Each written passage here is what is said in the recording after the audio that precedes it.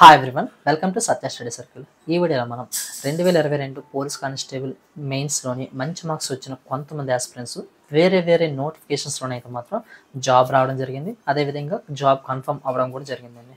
So ఈ వేరే jobs కొట్టిన ఆస్పిరెంట్స్కి కొంతమందికి దీంట్లో మంచి మార్క్స్ వచ్చాయి కాబట్టి దీంట్లో కూడా జాబ్ వచ్చే అవకాశం ఉంటుంది. కానిస్టేబుల్కి వద్దాం అనుకుంటే మీకు ఎటువంటి ప్రాబ్లం లేదండి. కానిస్టేబుల్ కాకుండా వేరే జాబ్స్కి వెళ్దాం అని అనుకుంటే మీరేం చేస్తారు అంటే ఈ బోర్డుకి slprb@ap.government.in ఈ మెయిల్కి మీ యొక్క అన్విల్లింగ్ లెటర్ ఇక్కడ ఇవ్వడం జరుగుతుంది.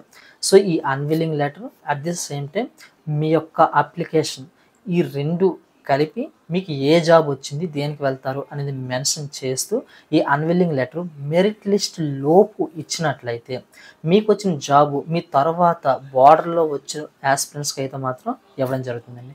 దీనివల్ల మీరు వద్దనుకొని ఉన్న జాబ్ బ్యాక్లాగ్ వెళ్ళే కంటే వేరే ఆస్పిరెంట్స్కి ఇదే నోటిఫికేషన్లోనైతే మాత్రం జాబ్ రావడం జరుగుతుందండి.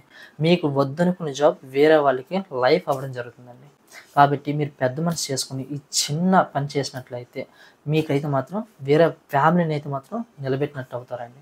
ఎందుకు ఎంతగా రిక్వెస్ట్ చేస్తున్నాను అంటే ఈ 2022 బ్యాచ్ అంత దరిద్రమైన బ్యాచ్ నేను లైఫ్లో చూడలేదండి.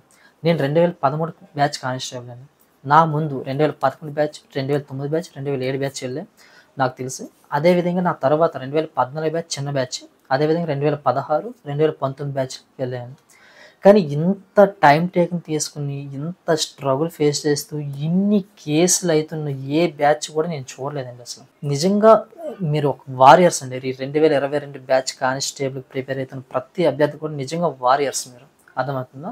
సో ఇటువంటి ఇన్ని కష్టాలు దాటుకొని వచ్చిన ఆస్పిరెంట్స్కి ఈ ఆల్రెడీ జాబ్ వచ్చిన ఆస్పిరెంట్స్ మీరు ఆల్రెడీ మీకు తెలుసు ఎంత స్ట్రగుల్ ఫేస్ చేశారు. అదే స్ట్రగుల్ ఫేస్ చేస్తున్న ఒక అభ్యర్థికి మీ యొక్క జాబ్ ఇవ్వడం వల్ల వారి యొక్క లైఫ్ సెట్ అవుతుందండి.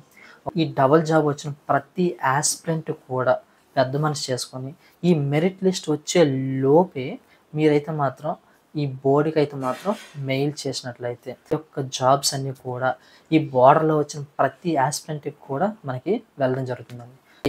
అండ్ ఇంకో విషయం ఏంటంటే ఏపీడిఎస్సి రిజల్ట్స్ అయితే మాత్రం మనకి ఇంకా రాలేదండి. మీరు మెయిన్స్ రాసే రిజల్ట్స్ గురించి వెయిట్ చేస్తున్న ఆస్పిరెంట్స్ అందరూ కూడా మీరు చేయాల్సిన పెద్ద పని ఏంటి అంటే మీరందరూ కూడా ఏపీడిఎస్సి రిజల్ట్స్ అయితే మాత్రం పెండింగ్ ఉన్నాయండి.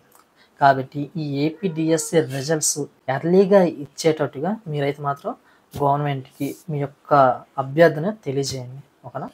అండ్ ఈ విధంగా ఇవ్వడం వల్ల ఏంటంటే అండ్ డిఎస్సి రాసిన చాలామంది ఆస్పిరెంట్స్ మనకి కానిస్టేబుల్ కూడా రాయడం జరిగిందండి.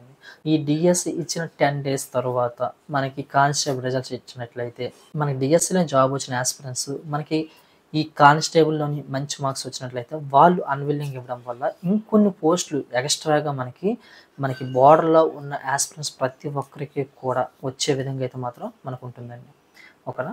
మీరైతే మాత్రం మీ యొక్క అభ్యర్థనని గవర్నమెంట్ వరకు కూడా తెలియచేయడానికి మీరు విధాలకు కూడా ట్రై చేయండి, ఓకేనా?